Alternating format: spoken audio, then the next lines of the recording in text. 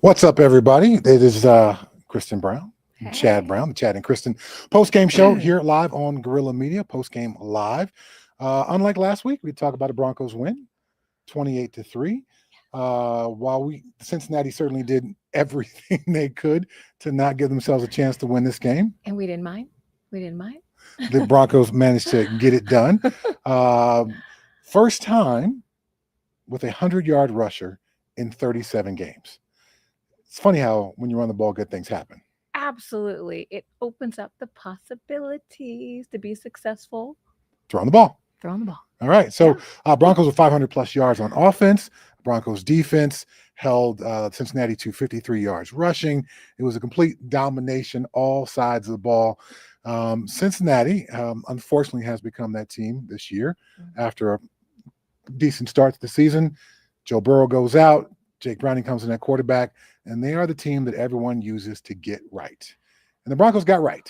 Yes. Yes. The timing's good, too. You look at where they are in the season coming together, and you know where they got to go. All right. Yes, we all know. So coming up next week is the Philadelphia Eagles, obviously Super Bowl champs. So this was the right time to get right. But before we dive into what happens next week, let's talk about what happened tonight. Let's savor all of it. Tell me about what flavor are you savoring over there, Kristin Brown? I am savoring the corrections. Okay. Oh, Mhm. the corrections that were made, the gelling that was happening out there, the passes that were caught, the fluidness that was happening, the lack of mistakes. I mean, we still had some mistakes. Of course, it's football. I mean, there's just they did some work. Okay. They did some work. They showed up. They did some work. They paid attention. I feel excited. Right on. All right. Anybody watching this, please send us your text, your thoughts, your questions. We'd love to be able to react off of those. We will have Brandon Cristal live from the locker room in a little bit here. But meanwhile, Kristin Brown, Chad Brown, we'll hold it down. The Bengals came into this game with obviously not a lot of confidence in their offense after how badly they got beat by Minnesota last week. So early in this game, they had their best drive to start the game. That's when you have your scripted plays. And it became pretty clear that the Bengals were going to just try to throw the ball up to their talented receivers and hope that would be enough. Our college teammate, college alumni, fellow CU alumni, Vance Joseph, his defense gave it that first drive, gave it 3 points, and then that was it. That was it. The Bengals, they shot themselves in the foot a number of times, but the Broncos defense found ways to continue to step up, got 3 sacks on Jake Browning, really limited what they were able to do, took away the possibilities of them throwing those moon balls down the field and making a game plan out of what was really a very low percentage possibility play. The discipline that they had out there, very impressive. And I got to tell you a little bit about my excitement. Okay. Share some of your excitement. Okay. So it's a long season. It's a marathon, as you and I both well know. Oh, do we. And in that marathon, there's going to be ups and downs. Yep. And if you are a team that has postseason plans, you need to find ways to get better. You at some point, things will be exposed. Oh, we didn't know this was going to be a weakness, so we didn't think people would attack us this way. We didn't realize that this thing we thought that was so great last year is not up to speed this year. So you find ways to get better. And so after the Broncos with 2 disappointing losses, found ways to get better. And, in some ways they got right, at least for this week. So now they get to go into this next week against Philadelphia feeling good about themselves. So I'm happy to see them get better, to take the coaching and put it into action, because that's what good teams do. Yes. You take the corrections and then you put it into actions. Yes. We don't have to keep repaving the same ground over and over and over again. So we've been talking about discipline. We've been talking about toughness. We've been talking about those kind of things. Now they show that in this game, in a game where Cincinnati clearly wanted to bring this game down into the mud by being undisciplined and a lot of sloppy play. Well, the Broncos stayed disciplined. They didn't play down to the level of their opponent. And I so appreciate that, because you see that sometimes in in, gosh, any sport really, right? Where it's like okay, they're not so great. Well, we don't have to give it our best effort. But I loved how they just kept bringing it every single down, which, like you said, they need to get right. So the timing is so good, especially with this short week, to get kinks out and play their game, get that identity going. All right. Well, listen, you mentioned something important, the short week. Yes. So you play on Monday night. Obviously, the next game is Sunday. And then, so that's a short week. It's a compressed week. So the Broncos won't have much chance to savor this victory. Chances are they will have tomorrow off, Tuesday, the traditional day off in the NFL schedule. Players will probably come in on their own and watch tape. And then Wednesday, they'll hit the ground preparing for Philadelphia. The coaches they've already spent time preparing for Philadelphia, but now they'll spend all day tomorrow. Maybe maybe Sean Payton will meet with Bo Nix for a little bit. Maybe the position coaches will meet with their guys for a small window. But other than that, they're going to have their head down preparing for what's going to be a really tough opponent coming up. Absolutely. And, they're flying to the East Coast. You've got, it's Philly, the fans and everything. But I hope they'll still go in and watch tape. That's a big deal. Because the little things that still need to be cleaned up, you got to address those before you go into this next week. So there's still stuff to learn, of course, right? Every week. Yeah. So, yeah. Well, if you are a good team, you're a veteran player. I mean, after every game I could not help but watch the tape. Yeah. Even after those blowouts that would happen and the coach says, we're moving on to our next opponent.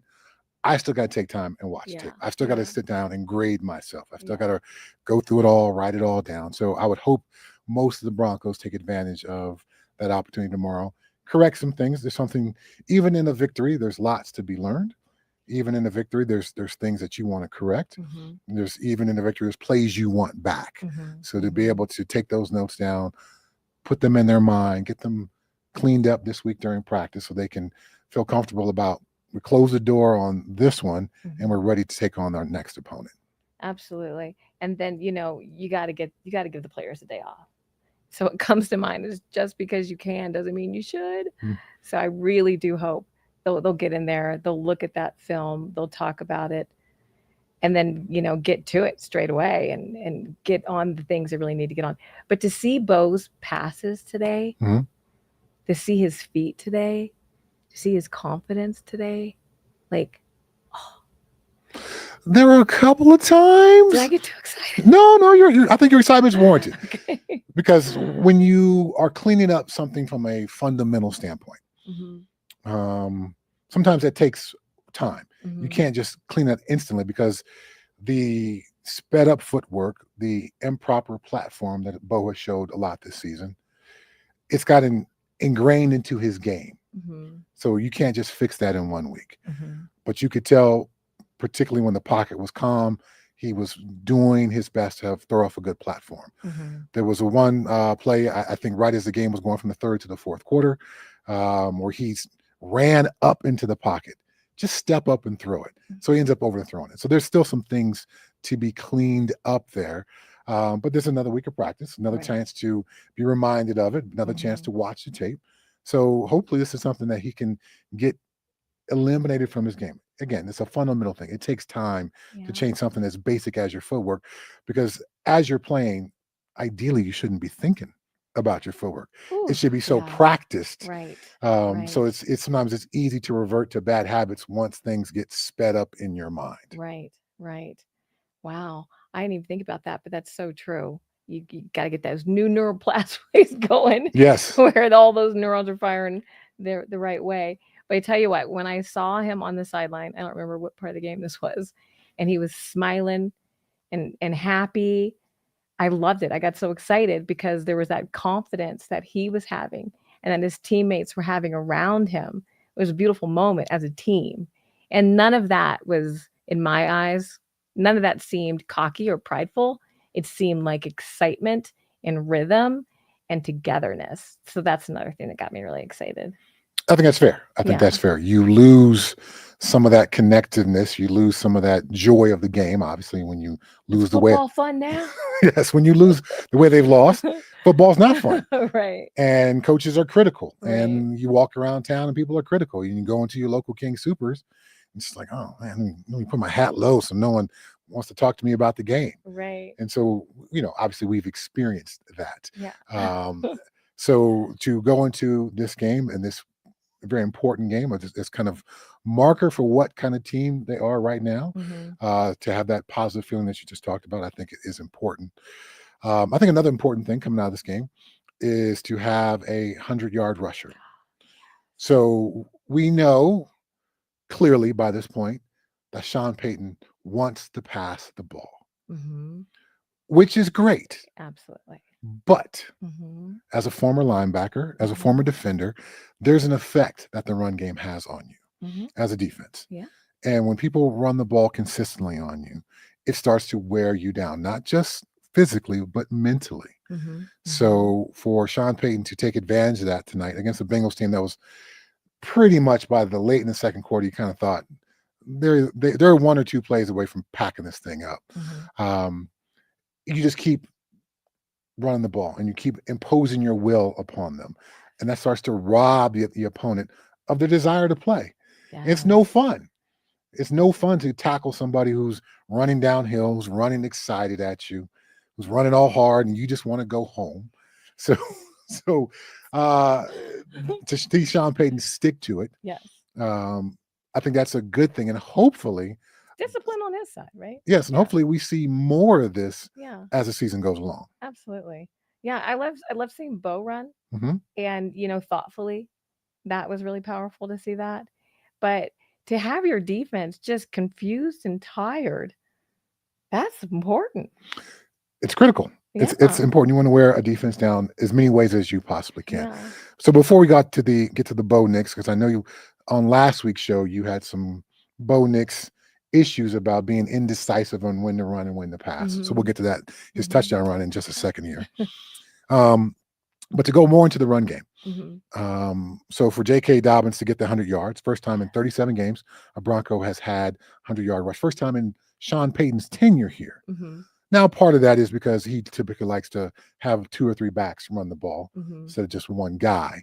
But I still think it's an important marker in time and a marker in the sand to go, okay, we can do this if our coach sticks to it and we stay with it and we don't get cute and we don't get fancy. Sometimes I know football can be incredibly detailed and complicated, but sometimes it's really simple. We're kicking their ass, coach. Just run that same play over again. They didn't stop it last time, so let's do that again. And do it again. And then do it again. And then people start smiling like you're smiling now. Yes. Because they're showing up with the same thing and they're mastering it. It's like, ooh, this is my house. I get excited. Okay. I love that. Own it. Yeah. All right. So let's go to your boy, Bo Nix here. Yeah. So Bo Nix scores the first touchdown of the game. Yes. And I was able to break that down to you. So I'll break it down to our audience here tonight. Yes.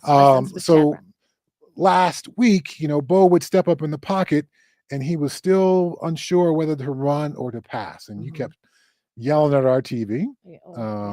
Guilty. As our kids would tell me when I would come home from my game, Mom was yelling at the TV again, Dad. True.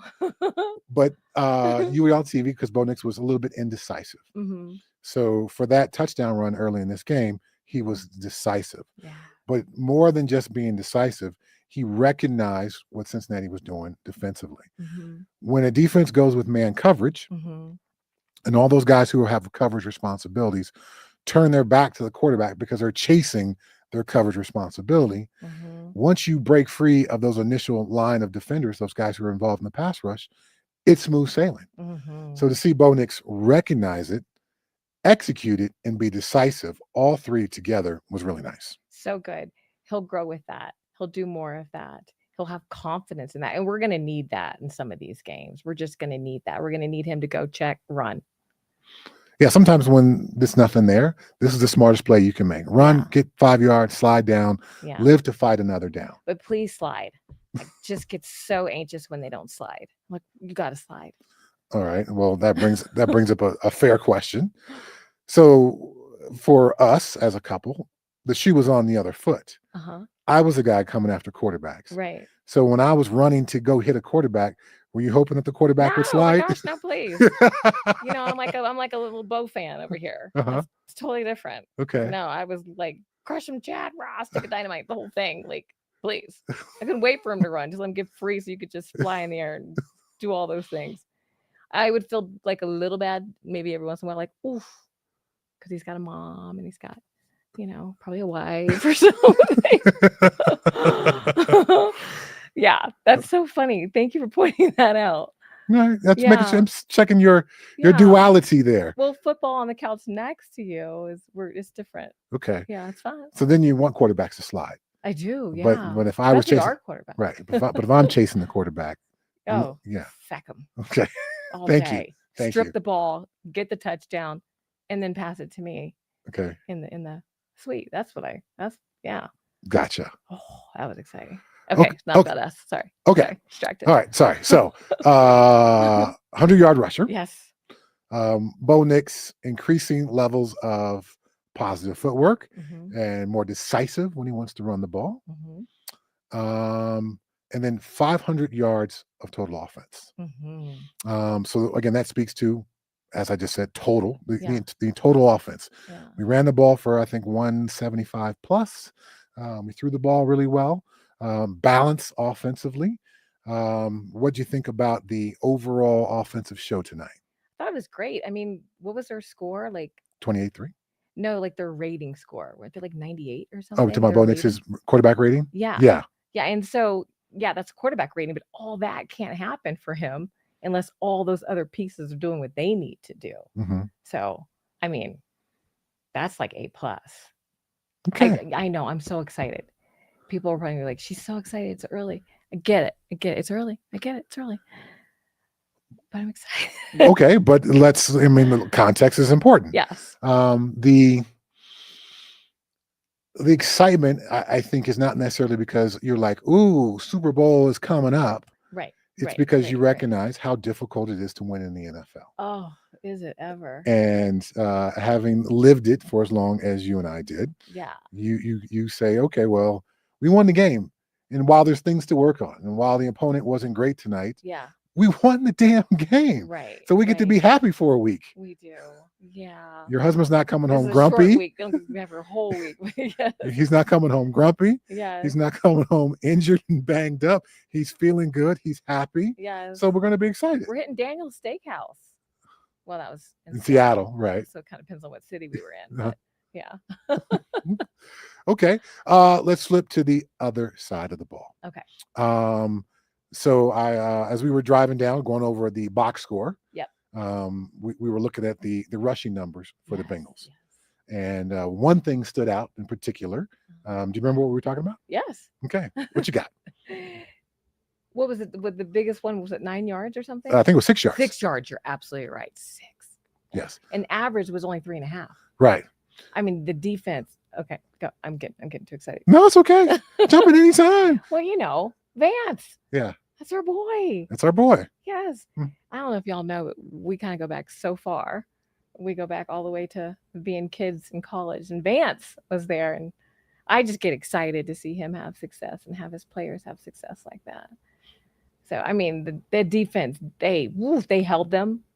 They did not let them they had a couple long passes, maybe early on in the game. Was like 22. Yeah. Yeah.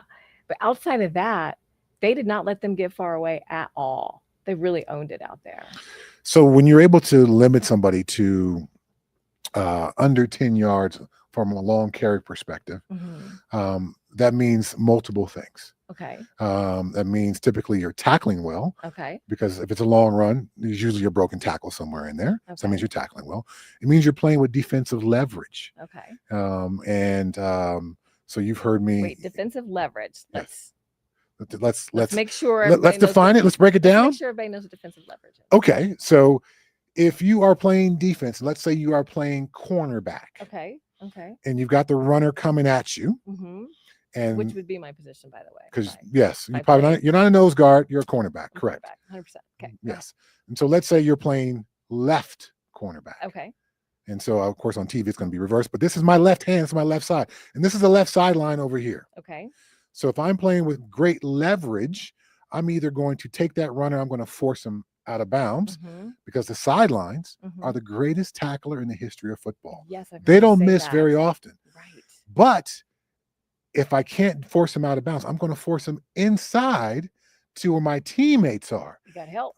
There's 10 dudes over there. They better be. So, and they should all be running. Right. So from a defensive leverage standpoint, I know even if I don't make the tackle, I want to force this runner to do one of two things. I want to either force him out of bounds or force him to my teammates. So that's understanding your defensive leverage. So when Vance Joseph is working on the whiteboard during the week and he's drawing up a defensive plan, somewhere in that discussion for every defense is the leverage of each player. If you're going to be head up with the runner, which way do we want to force him to go? Okay. I want to force him inside to my other inside linebacker teammate if I'm Alex Singleton. Okay. If I'm a cornerback, I want to force him to the outside linebacker. Okay. So different defenses may have different responsibilities, but that's kind of how that is taught and that's how that's discussed. And that's how you end up with a good day of rushing defense and you limit them and you take away the possibility of long carries. Okay. So we were not very good at that when we played the Colts 2 weeks ago, and Jonathan Taylor had 160 plus yards rushing. We were getting faked out in the open field, so that was poor tackling. And then because once you get faked out, then you don't have any leverage. Okay. So he's able to run away from everyone else instead of, oh, I missed a tackle, but I forced him to you over there so you can make the tackle. Thank you. Right. Okay. Yes. So that's how we screwed up 2 weeks ago, and that's how we were better tonight in our rushing defense. The corrections. Putting the coaching into action. So good. Okay, I have to say, when they first came out, I had panic, but I love that it was such a short panic. I mean, do you remember the first? Yes, the first drive, the first Bengals drive. Like, yes, yeah. And then I was able to settle. I gotta. All right, so more football 101. Okay, so first 15 plays of the game. Typically, the offensive coordinator, which TV we're looking at? Oh, this camera over here. Okay. Is going to have a scripted set of plays, first 15 plays or so. And so those are going to be his best plays typically. Okay. And he wants to see how the other team is going to react. Okay. So he rolls those out. So that's why so often the first drive of the game is really effective. Okay. But then after that, he's got to call plays off his play sheet as opposed to having several days late in the week to work on his first 15. And then in the Saturday night meeting at the hotel, the offense in their Saturday night meeting, they go over the first 15 plays. So everyone knows what the plays are going to be, what the responsibilities are going to be. Everyone's up to speed. But then after that, a game happens. And then it's a little bit different. That's why they were able to have success early, because those were their best plays. They rolled them all out there. And then what else you got? We've seen them. We limited you a field goal, and there's nothing else you can do here. That was it. Yes. That was it. So that's when people say they're not able to make corrections. They have no answers. Right. Typically in those first 15, you sprinkle in some plays that maybe you want to come back to later in the ball game to see how somebody plays it. And maybe you have a play off of that play. But because of their limitations at quarterback, because of their limitations at offensive line, their play caller was never able to get to those other plays. And because our defense is good and Vance Joseph put together a good game plan, and we were playing with defensive leverage in the run game, we were tackling well, and we were rushing the quarterback well. There's nothing on this play sheet that I can see that will possibly work here. Right. Wow. Well, thank you for that lesson, Chad Brown. I love that. I love that. So good. Okay. And then let me think from a pass defense perspective. We saw Riley Moss get called for pass interference, grabbing a little jersey. But in Riley Moss's defense, he plays opposite of Pat Surtain. Reigning defensive player of the year. People are typically going to go away from him, although some teams have attacked Pat Surtain this year. So we know Riley Moss is going to get attacked. And to play against the receivers, the quality that Cincinnati has, I have to say he did a tremendous job. As a young player in Pittsburgh, we had a great linebacker crew. Seventh best all time, according to NFL Films. Check tape. But early, I was young, but we had some veteran guys on the outside, Greg Lloyd and Kevin Green. Kevin Green, Hall of Famer, rest in peace. Greg Lloyd should be in the Hall of Fame. LaVon Kirkland and I were on the inside. So when teams were deciding who they wanted to attack, were they going to attack Greg Lloyd and Kevin Green? No, they were coming after Chad Brown. They were coming after LaVon Kirkland. So I've experienced this Riley Moss thing as a young player. And it can be hard. It can be emotionally and mentally difficult Wow. going into the game knowing that they're coming after me. Right. And I've got to find a way to step up and not let my teammates down and be reliable and be consistent, but also have enough football character, enough mental toughness to know I'm still young and these guys are really good on the other side. And they're going to make some plays and not get down on myself and not let one bad play turn into two bad plays and two bad plays turn into a bad series and a bad series turn into a bad quarter and a bad quarter turn into a bad half and a bad half turn into a bad football game. Right. And that can all happen from one bad play if you don't have enough mental toughness. So I learned that pretty early, and it's nice to see Riley Moss not succumb to that, knowing he's going to be targeted week in and week out. Okay, so when you're Riley Moss and people are going to target you because of who's on the other side, when you're watching tape, you're going to watch how that player from the team you're going to play, what they do, right? How they come at you. So you can have some game. Coaches are going to coach you, right? Right. Vance is going to work with you on what to do there, how to combat that, right? Right. Okay. To be prepared, because every team's going to be so they're going to the Eagles. Right. So there's going to be a matchup, and he's got to be prepared for this, and he's got to be mentally tough so he can stay sharp, stay disciplined, and know they're going to come at him. Yeah, so Jalen Hurts, when he's looking at the field, he's going to figure out where Pat Surtain is. Okay. And he's going to see where Riley Moss is, and he's going to direct his attention to where Riley Moss is. And for the Eagles, A.J. Brown, their all-pro, Pro Bowl receiver, has had a very disappointing year. He would love to have to get an easy game, to get off to a good game. He would love for that to happen. So the opportunity that he sees in front of him with Riley Moss, hopefully Riley Moss is going to take advantage of the day tomorrow, watch some tape on tonight, but also watch some tape on A.J. Brown, knowing the Eagles are going to try to get that matchup to get A.J. Brown off to a hot start against him. Well, I'm feeling exhausted for him in advance. Wow. But this is what makes you better, right? This is what makes you better in the end, to prepare and to not get too much in your head and go after it, right? So it makes you better. Yeah. Made you better. It certainly did. Sometimes, you are forged by the fire, as Marvin Lewis would tell me. Yeah. When I would come in and we watch tape and I'd be a little disappointed with something. He's like, oh, you're getting better. You're finding ways to get better. And you just keep chopping wood, keep playing hard. And one day you'll be as good as those guys on the outside. And I was like, okay, one day I will. Thanks, Marvin. Fire purifies, right?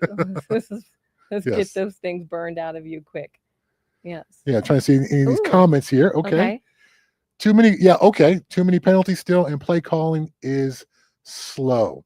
All right, thank you, Fernando, for that one. I think this is a good one. This is a good one because the penalties still need to be cleaned up. Yes. But as we talked about, you can't correct everything in 1 week. Right.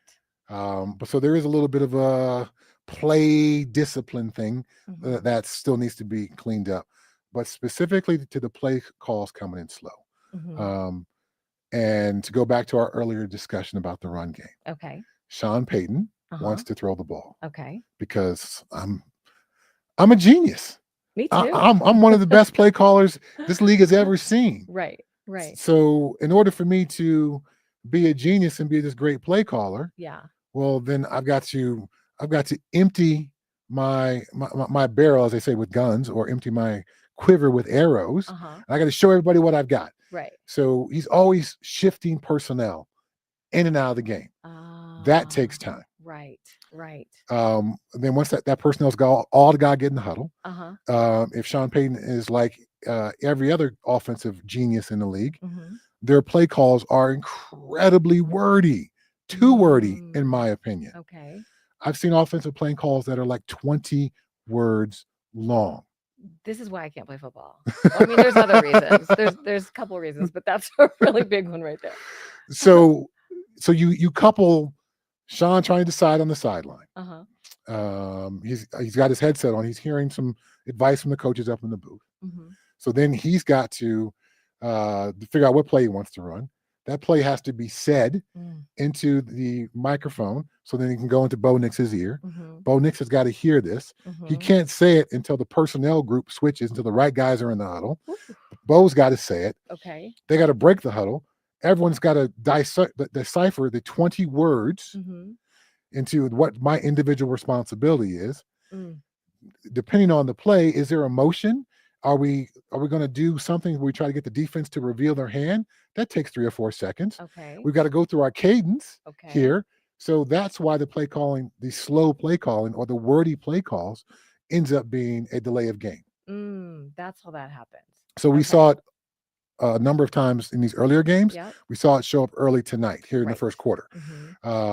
It seemed to get better after that, but this is a continued issue. Yeah. And so if Sean can condense the play call from 20 words to 15, from 15 to 12, 12 to 8, those couple of seconds matter because you've got to say it.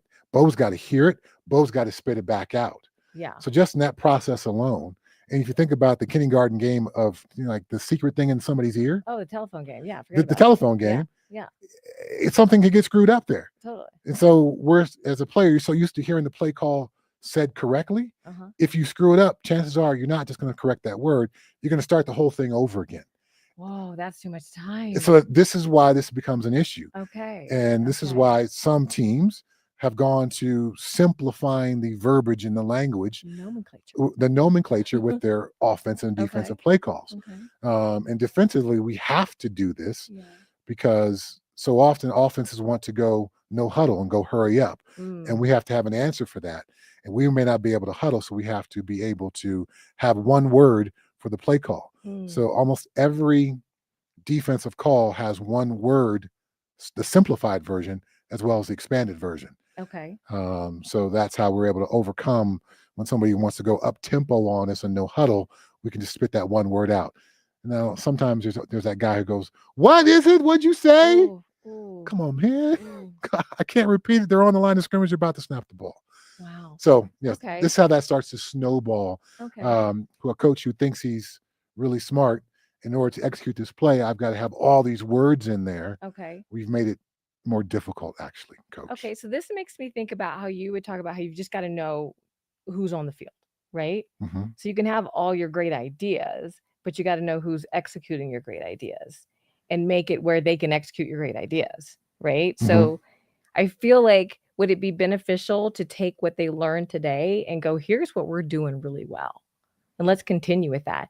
Like, how many different guys ran the ball today? How many different guys caught the ball today? Which is, on one hand, great, because if you're going to run the ball, if you have two different running backs, you can run the same play, but it's going to feel different to the defense because each of those guys is going to run the ball a little bit differently. Okay. One guy's bigger. He's not afraid of contact. One guy's smaller and quicker. He's going to be a little bit more of a jitterbug. So the play is going to look the same. The play call in the huddle is the same. The words are the same, but we got a different guy running the ball. So it feels different to a defense. So you can essentially double or triple up your run game if you have different running backs run the same play, because it's going to feel different. The tempo of the play is going to be different. So if I'm playing a fast running back, I feel like I've got to get to that hole incredibly fast versus a slower running back. I may be able, as a defender, be able to get there slower, but when I get there, I got to have all my power behind me because this is a big running back who can run through an arm tackle. So exact same play, I've got to have a different mind depending on who the two runners are. There's a benefit to that then, right? There is a benefit to that. But also, sometimes when something's working offensively, we'll just run that shit again. Hey, if it ain't broke, just run it again. Don't fix it. Just run it again. Right. And obviously, we spent time in Pittsburgh. And, I would see Bill Cowher, because we would be on the sideline when the offense was out there, and Jerome Bettis was rolling, when the bus was rolling. I would see him say to the offensive coordinator, who was typically up in the booth, "Give it to him again. Give it to him again." And we would run the exact same play with Jerome Bettis because they had trouble stopping it the last play. Nothing's happened in between now, that play, and this play, so we're going to just run the dang thing again. So I'd like to see Sean Payton do a little bit more of that. I understand switching up running backs from series to series because you can give the defense a different look. But if it's working, don't be afraid to run it again. And then let Bo run. Let Bo run as well. Let Bo run. Make t-shirts. Let Bo run. Make the defense respect your quarterback's running ability. Yeah. And then from a multiple receiver standpoint, you don't want to be so slavish to one receiver that, and it's a tell where you're going with the football. Right.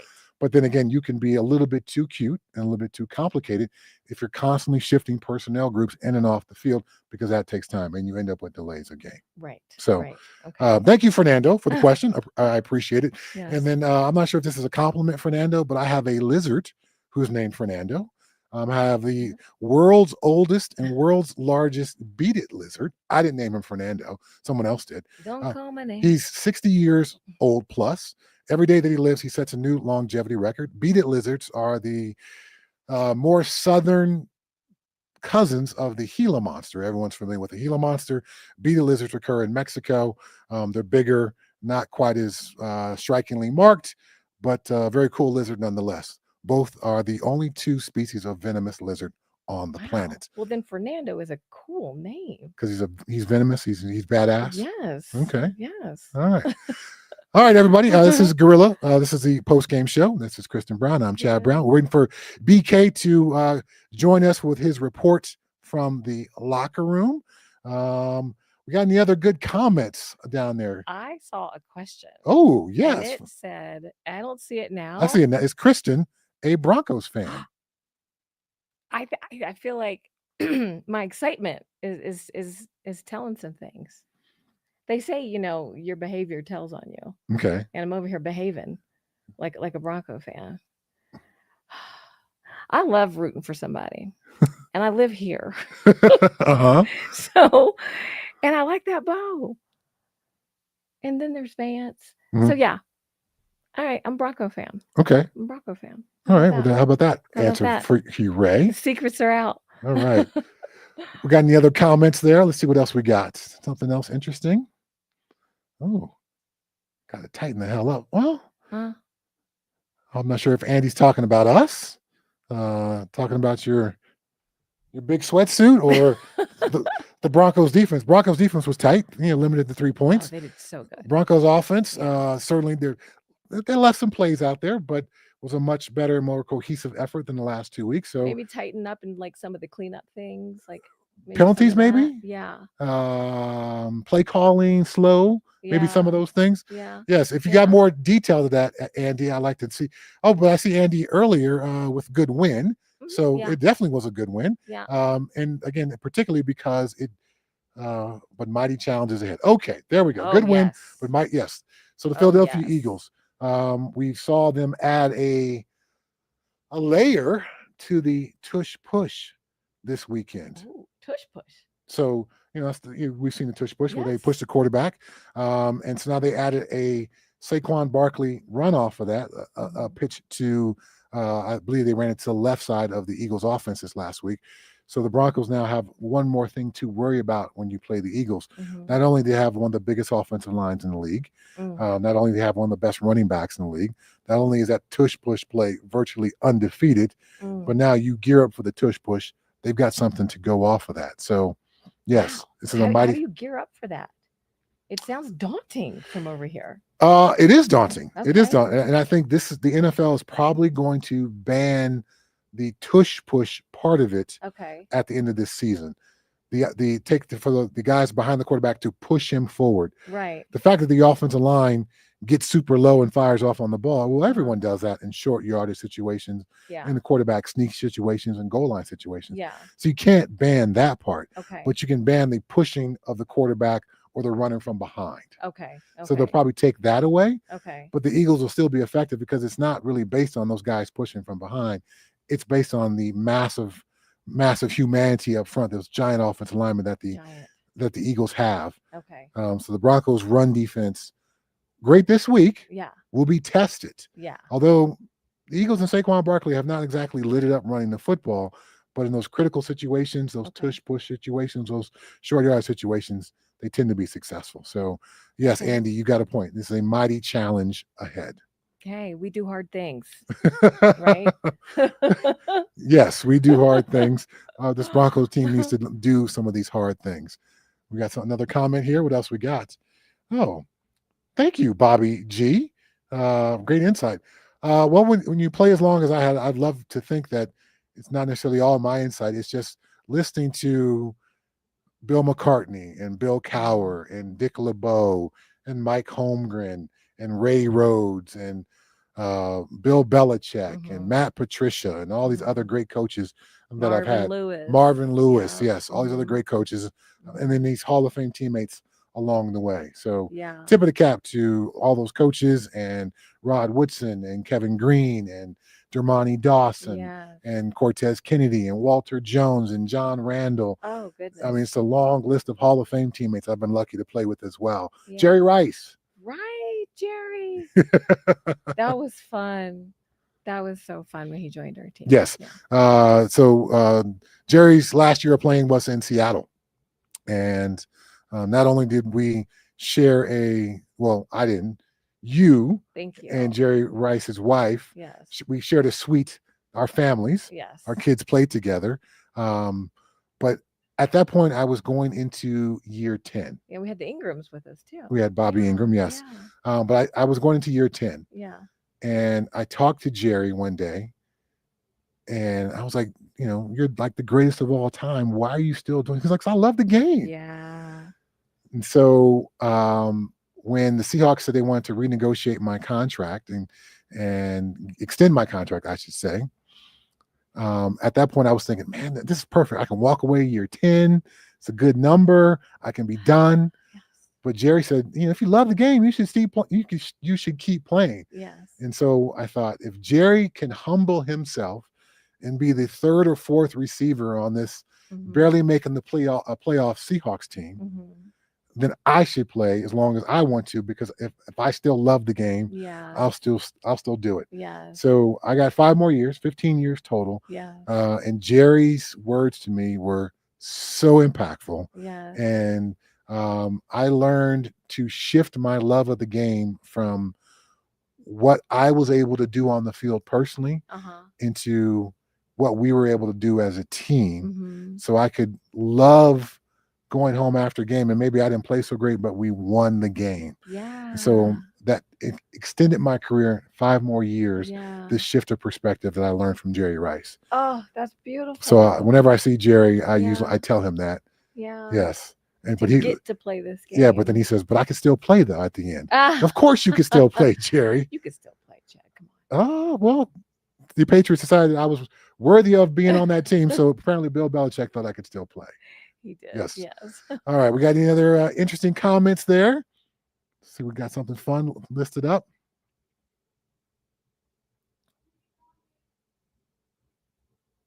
Oh, great show. There we go. Something else? Nope. Okay. Well, thank you. That's a nice compliment. I like the show. Oh, that's Bobby G still. Same compliment from earlier. Okay. Well, thank you again, Bobby. Yes, but anybody watching, anybody tuned in, Bobby, send us a text or send us a comment. We'd love to hear from you guys. Once again, this is the lovely Kristin Brown. I am Chad Brown. This is my wife, 30 plus years. At some point, she was not a football person. And after 30 years of marriage, Kristin Brown is a football person, yells at the TV, breaks down plays. Pause the TV. What was that? Yes. Okay, can we talk about the play where Bo ran and they hiked the ball? Oh, the direct snap. Yes. Like, I need to understand, like, why we did that. When would you do that? And what's that about? So break that down. Okay. So the direct snap to a running back has been around for a while. Okay. But due to the prevalence of running quarterbacks in college football, offensive coordinators have realized that if we got 10 guys who can be blockers, then we can outnumber the defense from a blocking perspective. Okay. If we got one runner who's just a runner, and the quarterback's not getting the snap and then handing the ball to the running back. So the quarterback really doesn't have much effect on the play. Right. He's kind of useless. Okay. And so we saw Bo Nix motion out. Right. So he's leaving the box. Right. And he's taking a defender with him, because they have to send somebody with Bo, because what if we throw the ball to Bo? Okay. So now we've got the useless player, the guy who's not going to block, out of the box. So now we got direct snap to a runner. Now everyone else who's in the box is a blocker.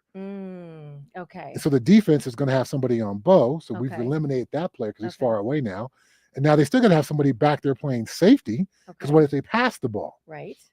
So now we're betting that your safety can't come up and make the tackle Okay. before our runner who's taking a direct snap can get the first down or get into the end zone. Okay, and then it's fast. It's straight to. it's straight to. Okay. There's no handoff and all that stuff. Okay. So it's a quicker hitting play, but it becomes a math problem. You hear me talk about math and football. All the time. So we got more blockers Yeah. than they've got defenders, and they're going to feel compelled to keep the safety back because what if they pass the ball? Okay. And that guy's 7-8 yards back. Okay. So by the time he gets up to the line of scrimmage and we've blocked everyone else, our runner's got a head of steam. Maybe he can make that guy miss. Maybe he can run him over.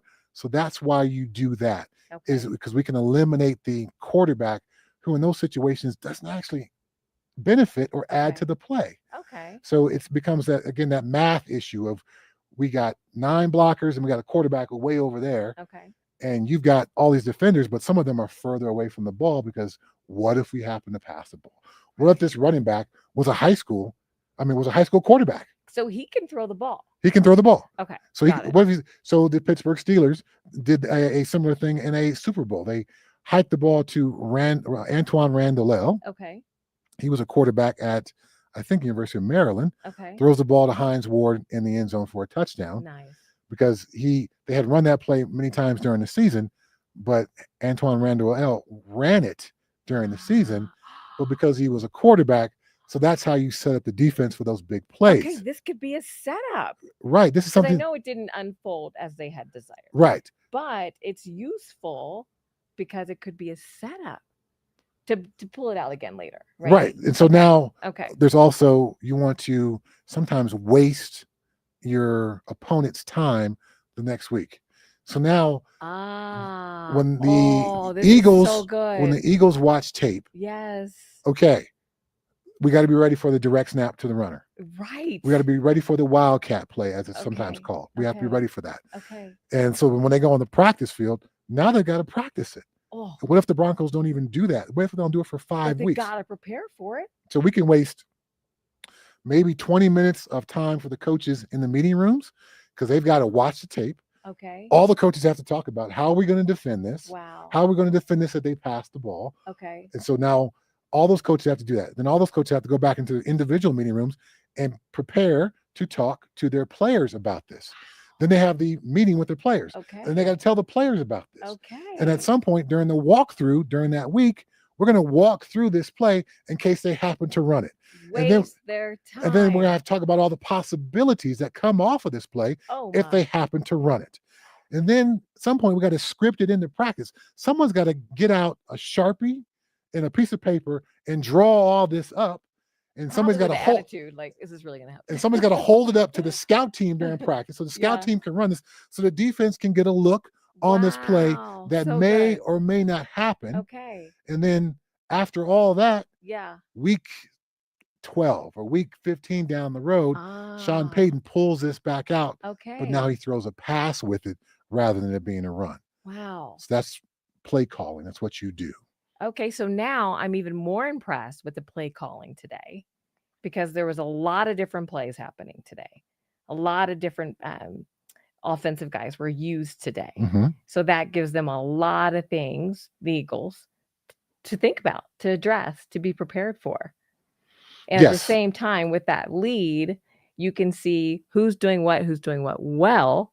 So you can have your game plan. Of course, you got to watch the film and all the things, but I mean, am I on to something here?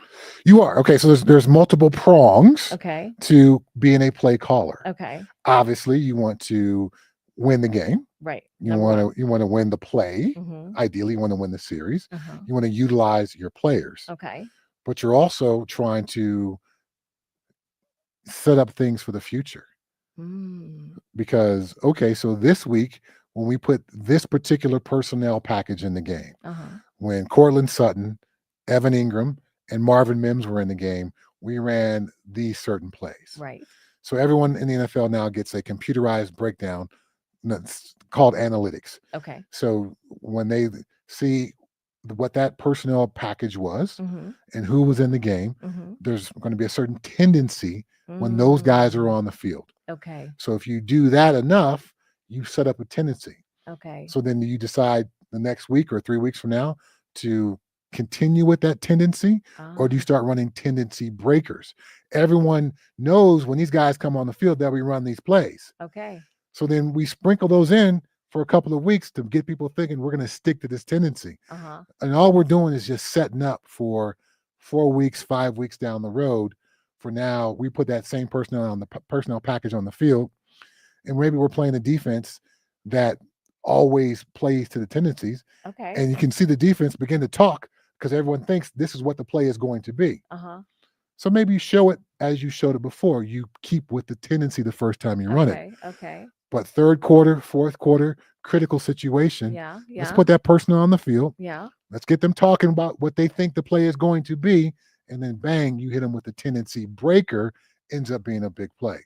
This is why Sean Payton hated Russell Wilson. Oh. Because Russell Wilson would not run the plays as Sean designed them.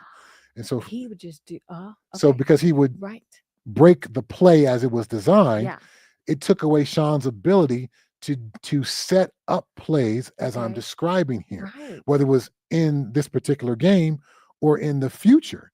Sean Payton wants to stack up plays. He wants to set up the defense. He wants to set up the defensive play caller for some knockout punch. Wow. But because Russell Wilson would go off script and not throw the ball where the ball was supposed to go, and we saw Sean yell at him, it was because Sean was like, I'm setting something up, dude, and I can't set it up if you continue to not run the play as it's designed, because I've got the perfect thing that comes after we run that play 3 times. Wow. So that's what you're trying to do as a play caller, is set the defense up. In some ways, set up that dude on the other sideline who's calling the defensive plays. I'm going to give him this, I'm going to show him this, and then I'm going to show him this again, but it's going to be different this time. Okay. Yes. Wow. So you've got to have that trust there, and you got to be coachable. Right. And so if you have too much ego and you're not coachable, that's a problem. So that's what we were seeing before. Yes. Yeah. Yeah. We're not having that this year. No, Bo Nix is going to run the play for the most part, as executed. But this is why so often we see Bo Nix and Sean Payton have sometimes those heated discussions on those. Oh, we got Sean Payton interview. Okay. But this is sometimes why we see Sean Payton and Bo Nix having those heated discussions, and then we got a Sean Payton clip from the postgame presser coming up. Coach, right in front of you, a two-parter. First, how comfortable and confident were you in the offense, 512 yards on the night? And the second one, you tied with this win Bill Parcells for the 16th most wins in NFL history. What does that mean to you, especially tying Bill? I'll answer that second one first. He's a pretty big influence on what I've been able to achieve. And so I'm sure we'll talk at some point this week. We talk pretty frequently. He's paying most of his attention to the horses.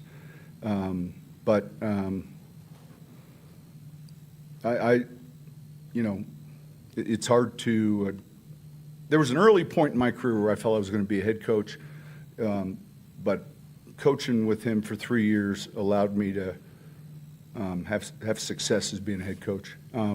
Back to your question at the beginning, look, we felt like we'd be able to run the ball. We knew that, this was an important game for us to establish the line of scrimmage. We did, and we did it in a number of different ways. So almost the antithesis of a week ago, where you looked at our average third down numbers, I think it was 3rd and 4. So many players, did a good job that I told them in the locker room, we'll get a chance to look at the tape and then hand out game balls, what have you. Obviously, we'll be on a short week, so recovery will be important at a premium.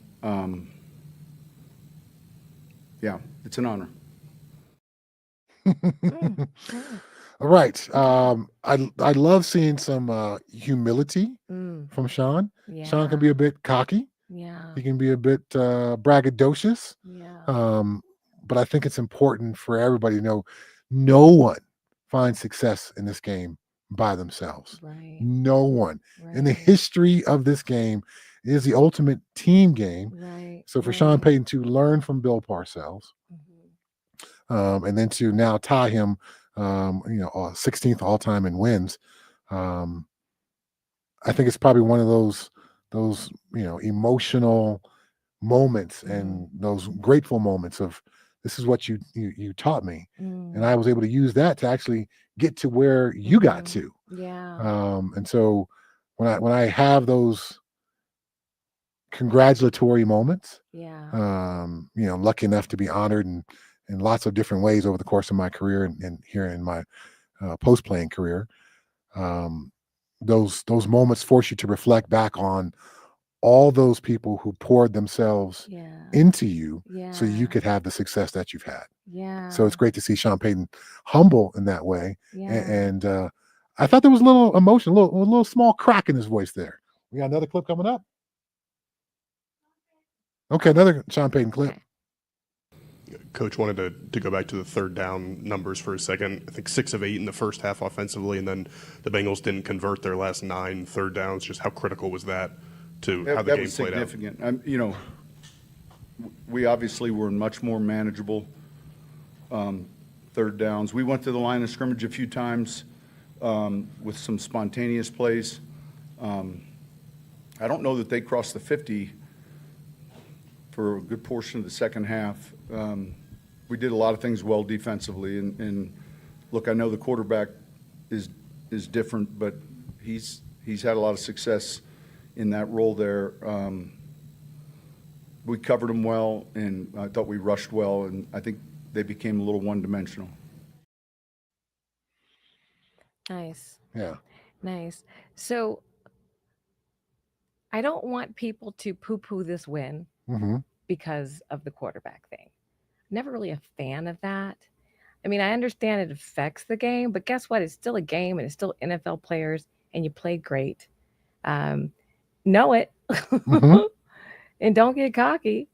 And to go back to what you were saying a minute ago about his humility, humility is greatness because you need other people to help you go far.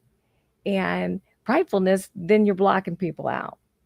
And then now you're not going to get the greatness that you could have without that humility. And the leadership of that, hopefully, right, trickles down to the team, to the players, and they all have that humility and their own greatness as well. And then that trust and letting the coach lead, letting him coach and be their leader. Yeah. Again, I think it's important if you've achieved something in this game to recognize that you did not get there by yourself at all. Yeah. I'm sure Sean Payton, he has grinded away so many hours in the team facility, and it may be easy to look at all the work that you've done. Yeah. But again, without those 3 years he spent with Bill Parcells, Yeah. and does he get the same springboard into becoming a head coach, Yeah. seeing how one of the greatest of all time has ever done this, and to have the success that he's had? Probably not. Wow. To go back to his comments there on that second clip, when you are successful on first and second down and you're not facing third and long situations, I mean, it's just so much easier to play offense. The defense doesn't know whether you're going to run the ball or pass the ball. The pass rushers can't pin their ears back and just rush the quarterback. The defense coordinator can't call up his favorite pass rush blitz. You start to limit the defense when you do that. You force them to respect run or pass. It's hard to do that. Ideally, defensively, we want to force you to be one-dimensional. And so this formula they had tonight, I think, was good for that. And to go to your point about people maybe to steal your phrase, poo-pooing this win. I think the only time, a game like this is bad is when you play down to the level of your opponent. There we go. So obviously the Bengals weren't very good tonight. Right. They haven't been good since their backup quarterback came into the game Right. 2 weeks ago. And they had a lot of penalties, a lot of mistakes tonight. The Broncos, again, certainly have some things to clean up, but they didn't play down to their level. Okay. They played, for the most part, their game. And so that's a good sign. Yeah. It's a good sign of football maturity, good sign of football character, good sign of a team that's taking the lessons and putting them in action, that it's less about them and it's more about us and what we do. Oh, I love that. I love that. That's a big Okay, that distinguishes it big time because they did not change their game. They did their game. Right. I love that. Okay, so good. Yeah. So yeah, we go out, and it doesn't matter who we play. Right. If we do what we are supposed to do, Yeah. we'll find ways to win. So Yeah. obviously, it was beneficial to play the Bengals tonight, Yeah. and the backup quarterback and the penalties and all that. Yeah. So to take the good from tonight, to playing most of your game, playing to mostly your level, and to put another week of preparation into this Eagles game. Yeah. And the Eagles have played up and down. They have not been perfect, and they've got up to slow starts this year. Certainly an opportunity for next week. Yeah. Yeah. Yeah, I'm excited to watch. Okay, so I have a question. All these years I've been watching football. Okay. And he said, establish the line of scrimmage. And I'm like, okay, why don't I know what that means? I'm just going to, maybe someone else watching is like, yeah, what does that mean? Let's just ask Chad Brown. Okay.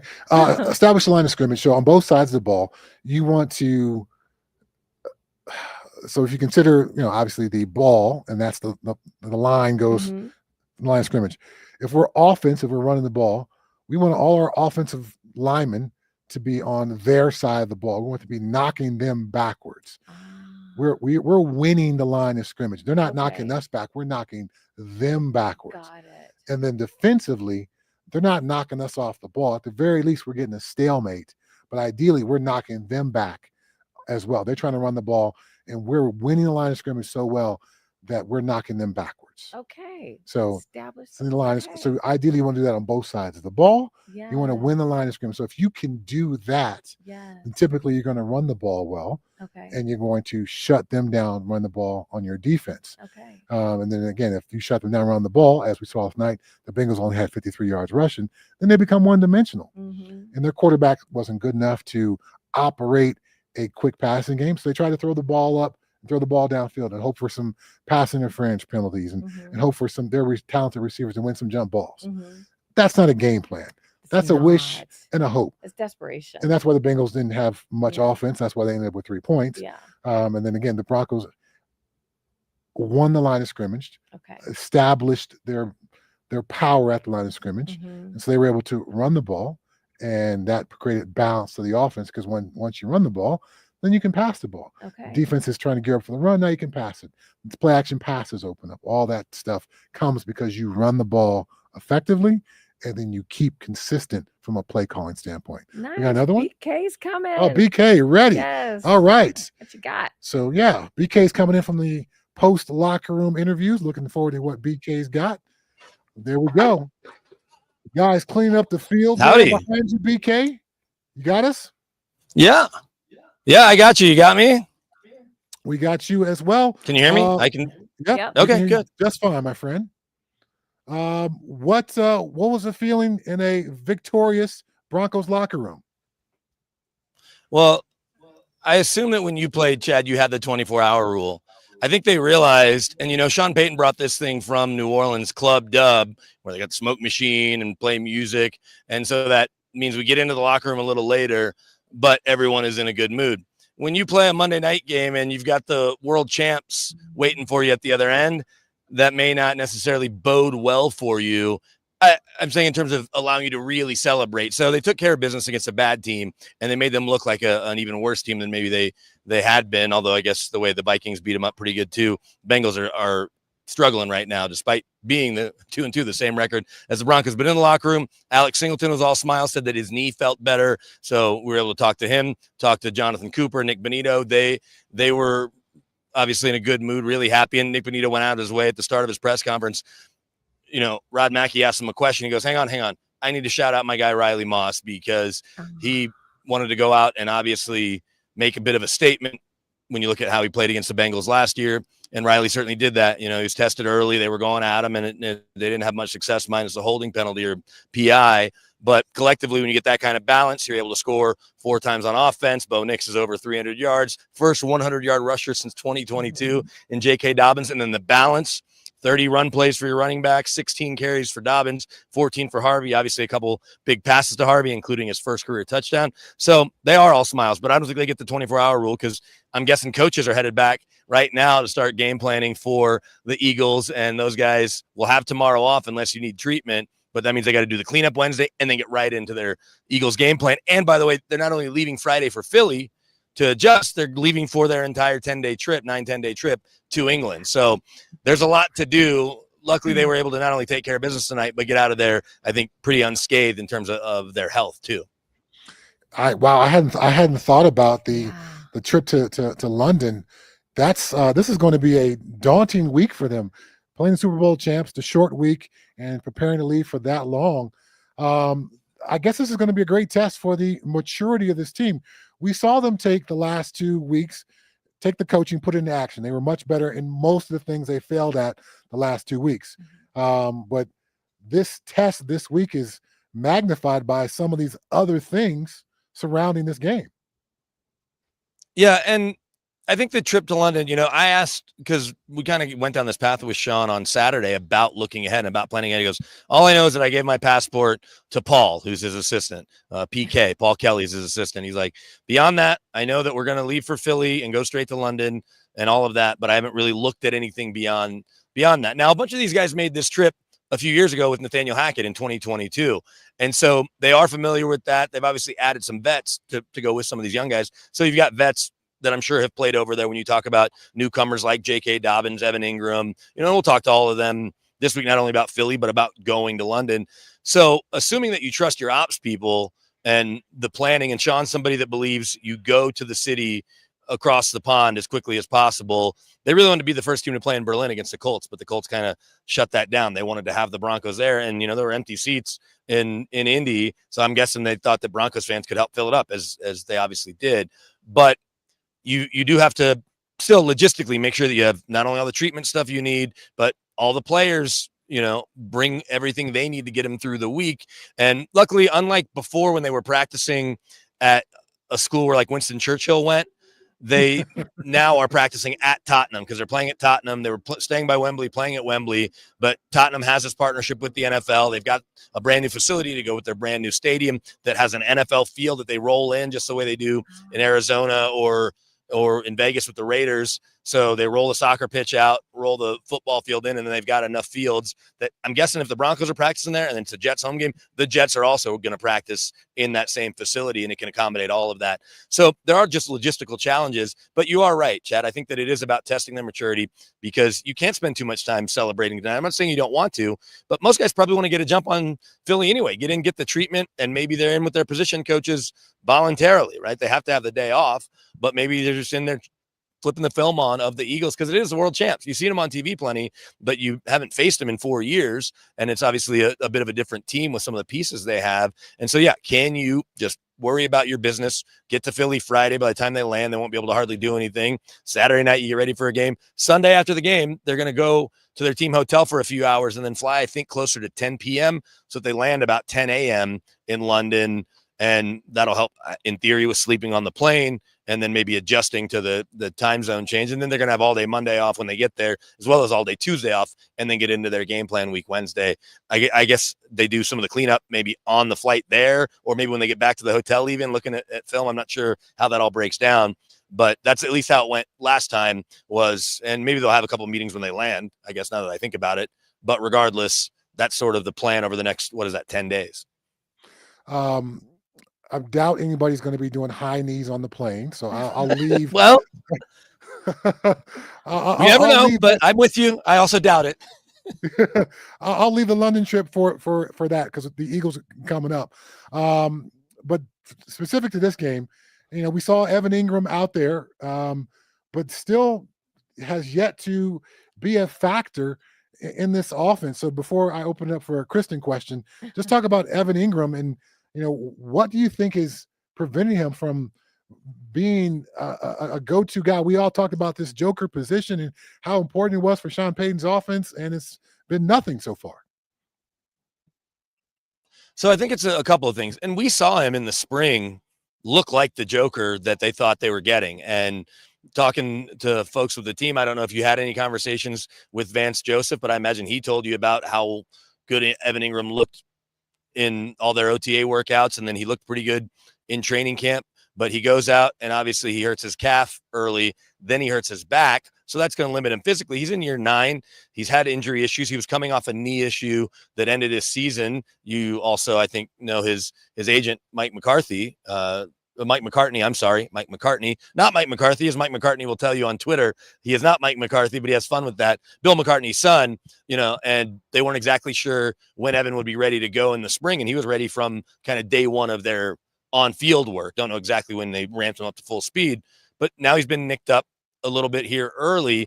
I talked to him on Saturday, and just he and I one-on-one in his locker for a little bit. He said that he feels really good, but that doesn't mean that he still feels the best he could possibly feel. It may just mean that his calf isn't bothering him anymore, and that whatever was bothering him with his back has gone away. And so I think some of it is you need to be more comfortable in a new setting, especially, right? Cortland Sutton, right before the end of the half, I was in the hallway and listening to Dave Logan's call, but it was, they have the TV right out there by the elevators if you're coming outside the press box. And Dave Logan said, "Oh, Cortland Sutton looks like he's a little nicked up. Now he's taking himself out." Well, then he was not only on the field, he makes that touchdown catch in the 2-minute drill right before. We're talking, in the last few seconds of the first half. And so, but that's Cortland understanding not only his body, but his role in this offense and being here, obviously longer and being the go-to guy for Bo. I'm just saying that Evan, now that we're playing real games against real opponents here in the first few weeks of the season, but every week you're now seeing live bullets. He's clearly not figured out exactly his role. And then I think Sean Payton's kind of inconsistency with where the offense has been in the first few weeks. His only catch in Indy was that catch down the sideline late. It was a big catch for a first down, but came late in the third quarter, I think. And that ended up being, or early fourth quarter, now I think about it, that ended up being his only contribution. And then we find out his back's bothering him. But I'm still not, obviously I'm not going to say, oh, he's ready to roll, play him in fantasy every week, put him in your parlays, although I did do that in both cases for no real success. But I think that there's some growing pains. And so I'm not just going to write it off as a failure saying, oh, he's not the dynamic weapon that we thought he could be. But I think Sean has been focused on getting the running game going, which he did, as we talked about, with the way they split the carries up and Dobbins getting rolling and obviously Harvey getting more comfortable and everything there. And one thing that Sean said, I don't know how much of the Sean stuff that you got to see or hear, but he said that rather than having certain tags or designations for plays with the back saying, okay, this is going to be more for Harvey, this is more for Dobbins, they kind of just rolled them through series. You saw Dobbins obviously works his way down the field and then he's fatigued, so Harvey comes in. But that instead of saying, okay, oh, Dobbins is in, no, this is a better play for Harvey, they decided to rotate them through series. And clearly that worked better. Sean said he thought it worked better. And when we got to talk to J.K. Dobbins on the podium, he seemed to think that worked pretty well too. He's a big R.J. Harvey fan, a big cheerleader, a really good team guy. And so even though they have to split the workload, Dobbins is embracing it and was happy that Harvey found the end zone for the first time and everything that goes there. But the point is there's a focus on the run game. And so because of that, I think that puts the priority of getting Ingram going even further down the list of things Sean Payton's trying to check off. And then you look at the way Bo Nix just distributed the ball, right? He throws it to 9 different guys, throws it to 10 different guys, Pat Bryant being the only one who didn't catch it, but he did make a great block on the Marvin Mims end around. So Bo spreading it around, we know Court's going to get the focal point, or the bulk of the work, especially in critical downs. The Broncos were good on third down too. That helped, but they're also good on first and second down. That helped them set up easier third down conversion. So I think that, it's a long answer to get back to Ingram. I just think he needs a little more time in this offense. And I don't know, against the Philly defense, is that going to be a good thing? Or because, he's played plenty against that Philly defense, at least certain forms of it all his time in New York. Maybe he'll be ready to roll in Philly because he's certainly had some big games against them. I would hope so. I feel like since he's got the tenure, he's got the experience. If he's feeling well enough, this could be a fun weapon to pull out because they didn't use him much. So there's not going to be a whole lot to know what might be happening. I mean, I don't know, some play calling strategy there. Sneak up on people with Evan Ingram. I mean, I don't. You're right. They're gonna be like, oh, we have to stop these backs. And I didn't know if Kristen's going to ask the question that Chad was teeing up, but it's like, stop the backs. We got to stop Cortland. We know that Mims is being used all over the place, gadgets, throwing on the ball. And we know Troy Franklin's getting open. That was the one thing that didn't necessarily come up, but it will come up when we talk to Bo on Wednesday, because last year I felt like I had to ask him a lot about Franklin's drops on deep balls. And then Franklin's looked pretty good here through these first few weeks. But memory serves me right, I feel like he had at least one drop in LA last week. He certainly had the one in the first half where, and I know this is the NFL and it's not exactly the same, but he goes up to catch the ball like that, when all he has to do is just turn his hands. And these are conversations I have with my 7-year-old, where it's like, Right. when you're catching a baseball, it's like your hands turn. They don't just have to catch it one way. But he obviously doesn't catch that one on the early rollout by Bo. But then the deep ball, I mean, you cannot put it in that breadbasket any better. And it takes me back to last year, one of the first deep shots down the left side. And obviously these guys have connected plenty, right? They were a dynamic duo a couple of years ago at Oregon. This was one of his favorite targets, especially down the field. And I don't know where that disconnect is, but a year ago, Bo's like, oh, I guess I could do an even better job of throwing it. It's like, well, I don't know. When it hits him in stride in the hands perfectly, I don't know what else you can do unless you go hand it to him, but that's hard to do 60 yards down the field. So we didn't spend any time talking to anybody about that. That's, I guess, if we're going to look for negatives tonight, Troy Franklin's inability to secure the ball, especially on that deep one, that's going to at least be high on my list. Yeah, Kristin just said pinkies together or thumbs together. I mean, that's how you catch a football. It's not very complicated. Right. Either pinkies together or thumbs together. That's it. Bo Nix's footwork was a hot topic this last week. I saw a couple of plays where he sped up his footwork, but overall, I thought it was better. What was your take? Yeah, and I wonder if the comfort comes from, one, being able to run the ball. Two, the Bengals defense isn't very good. And Lou Anarumo was the scapegoat, if you will. He gets fired right after the season, and that's usually the way this goes. Zach Taylor isn't going to fire himself, so he has to make some sort of change. The defense was atrocious. But in this case, it isn't about, as the old saying goes, the X's and O's. It's about the Jimmies and Joes, because I don't know if Al Golden's a better defensive coordinator than Lou Anarumo anyway, but they don't have Shamar Stewart, their first rounder, who they were counting on. Trey Hendrickson is still Trey Hendrickson, but he's just one guy. Their guys on the back end aren't very good. I'm not sure that any of their secondary players could even make the Broncos roster. And then you look at, I like 44, Demetrius Knight, the young linebacker, who almost had that interception. But beyond that, there's not a lot there to work with, especially with Stewart out. So because of that, Bo is able to get comfortable, and that's a good thing. Now, it is, we are under the lights. It is a primetime game, and Bo played well in primetime games last year. And obviously the first chance they get on national TV was a bit of a snooze fest, but they did what they were supposed to do. Talk about 350 yards passing and spreading it around and using his legs when he needed to. He didn't have to very much, but even using his legs to extend plays. And I think, because that's something Sean did talk about this week when they asked about Drew Brees always staying on time. And Sean was quick to say, well, Drew moved around in the pocket more than you realize. He just didn't necessarily get on the edge, but that he wants Bo to be who he is. And that is getting outside, using his athleticism and making some off-platform throws. But even when you're doing that, your footwork still needs to be better, or needs to be right, or you're going to have problems unless you are Patrick Mahomes with some of those baseball throws, or Josh Allen with the strongest arm ever. So, some of those truly elite quarterbacks that do it. And I think Bo can get there. Aaron Rodgers in his prime, obviously, that's how his bread was buttered plenty. But I just think in general, Bo looked more comfortable. And so when you're more comfortable, you're going to probably do everything more comfortably, because he wasn't ever under duress or not too often. And so that allowed him to set his feet when he needed to and make easy throws. And the one thing Sean talked about, though, in postgame, when I asked about him spreading it around, he said he did a really good job of identifying and finding stuff underneath, but that was leading to first downs, doing it on third down because they were backing the defense off a bit, that Bo was doing a great job in that respect. So I'm sure you saw some of that, Chad, with Bo being able to identify where we saw it to Harvey plenty, obviously, out of the backfield, where that was just the easiest play. And it was, in some cases, the right play, and then let your guy go make a play. Now, against the Eagles, I don't know if that play is as easy to make because their players are better. Yeah, sometimes you got to take what the defense gives you.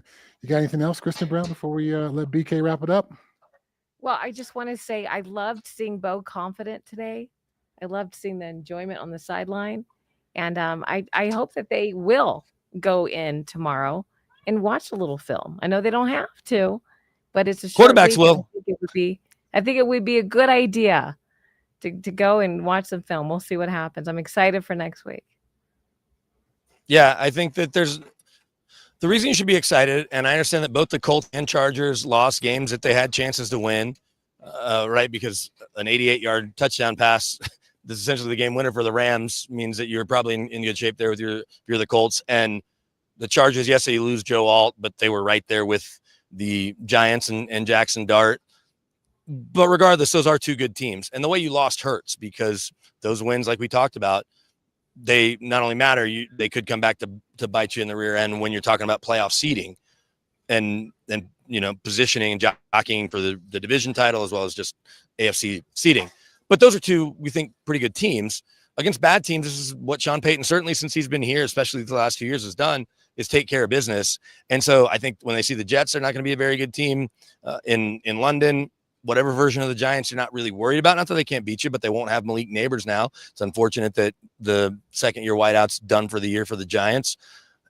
That being said, they have to feel better, like you were saying. A good win against a bad team, no injuries. You're able to do all the things you want to do on both sides of the ball. Your game plan worked. You didn't have to bust out any crazy trick plays, or creative play design that no one's ever seen that you can save that you might need against a team like the Eagles and our pal Vic Fangio calling that defense. Well, thanks, BK. Appreciate it. Broncos win 28-3. Any last thoughts before they start moving their preparation for Philly? Yep. It was a fun Monday night here at Empower Field at Mile High after the crazy afternoon rain. Settled down. They had the new cool lights on the stadium. Spent all this money installing new lights that looked really cool on the overhead shot. So a fun night here. And for the people that are taking Tuesday off to celebrate Victory Tuesday, happy for them. The rest of us will be back to work. But Kristin, Chad, great talking to you again. Thanks for the time. And I'll talk to you from Philly on Sunday. See you, BK. Sounds good. Thank you. Bye-bye. See you guys. Well, another version of Chad and Kristin on the Postgame Live. Thank you, Kristin Brown. Thank you. And thanks for tuning in. Thank And you we will us. see you guys next week after hopefully a Broncos victory versus the Super Bowl champs. Sounds good. We're We'll out. be here. See ya.